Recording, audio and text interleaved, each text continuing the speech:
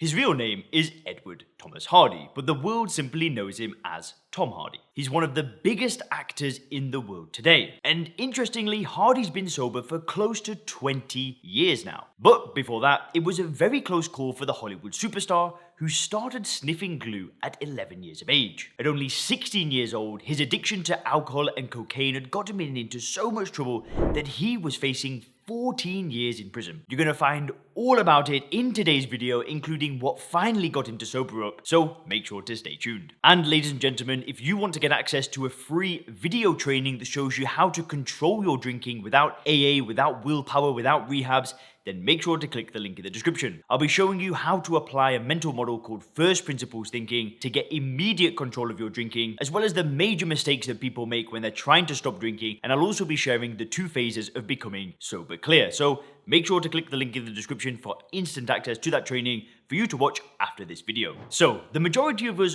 probably first saw Tom Hardy in Christopher Nolan's 2010 Inception, alongside Leonardo DiCaprio and Joseph Gordon-Levitt. Now, fans of war movies might have seen him all the way back in 2001's Black Hawk Down. This was his big screen debut. Over the years, he's appeared in countless movies and series. Some of his most memorable roles include 2008's Bronson, where he had to put on 40 pounds of muscle. There was also 2011's Warrior, where he played a cage fighter. This was another role for which he had to undergo exhausting training. He's also appeared in Mad Max Road Fury, Dark Knight Rises, and many more movies. He's basically played just about any role imaginable in all different genres. His net worth is estimated at around $45 million. He has 3 children, 2 from his second wife, actress Charlotte Riley, and another from a woman that he's dated in between his 2 marriages. So, Hardy was born in 1977 in London to middle-class artist parents, and he got his first taste of drugs at only 11 years old. Ironically, this was after a policeman visited his school to warn students about the dangers of sniffing glue. Sounds awesome, the young Thomas thought. Where do I get some? Now, only 2 years later, he had gone from sniffing glue to hallucinogens, and that's also when he tasted his first beer.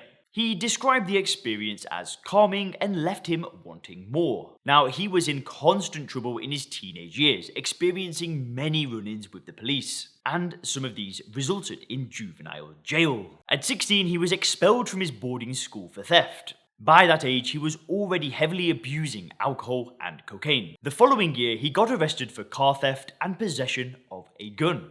The fact that he was carrying a gun when he stole the car meant that he could potentially be facing up to 14 years in prison. He describes the 6 weeks that he waited for the Crown Prosecution Service to come back to the case as the scariest time of his life, unable to sleep knowing that his life was hanging on the balance. Now, fortunately for us, he walked away scot-free on a technicality. Turns out the other boy in the car with him was the son of a diplomat. This complicated things for the prosecution, who eventually dropped the case. In his late teens and early 20s, he dabbled in modelling, which he once described as quite soul-destroying. Now, at the suggestion of an acquaintance, he decided to join drama school, which his parents picked up the tab for. All this time, his drinking and drug abuse continued. He describes how he tried to rationalize his addiction as artistic in nature, but deep down, he understood that it was destroying him. In a 2017 interview, he was quoted as saying, "If I had 4 pints of lager and half a bottle of vodka, I could turn the room into an absolute fucking nightmare in about 3 minutes.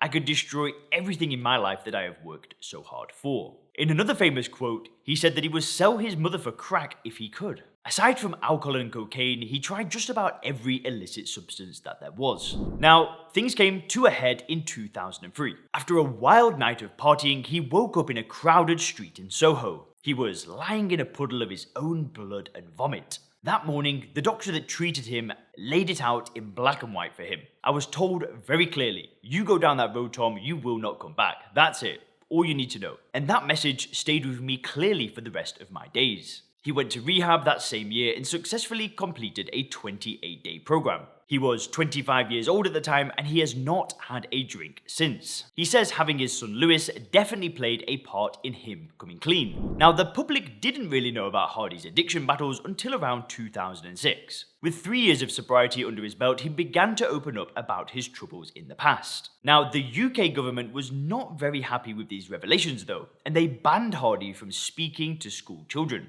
Hardy would discuss his alcohol and drug abuse on several interviews over the following years. Now, addiction researchers call this polysubstance abuse, and it's actually the norm rather than the exception with heavy drinkers. For example, a 2001 study with alcoholics seeking treatment in New York found that 2/3 reported recent drug use, mostly cocaine, crack, heroin, and cannabis. The heavier the drinker, the more severe drug abuse that they tended to report. Now, Hardy has been aided in his recovery by a healthy lifestyle with significant sporting activity. On screen, he's undergone various incredible body transformations for various roles. But even when he's not preparing for a film, he works out regularly at the gym and also practices martial arts. Today, Hardy volunteers as an ambassador for the charity Prince's Trust. He is very grateful for getting a second chance in life, and this is his way of making sure that other young people also get that second chance. His latest film, Venom 2, was in the top 10 grossing movies of 2021, and we wish him all the best.